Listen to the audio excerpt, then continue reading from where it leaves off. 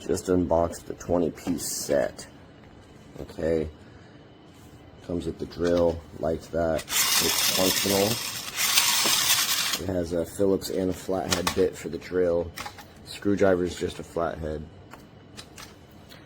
You know, things are a little on the chintzy side, but it seems like there's durable enough actually to last. Pipe wrench is functional. Crescent wrench functional, but it needs a little wiggling or something to. It's hard to do it with one hand. That's all I'm saying, but it does work. I don't know. It feels like it might break on me. I have to shake it a little bit while I'm doing it. Not the end of the world. This works. You know, they fit.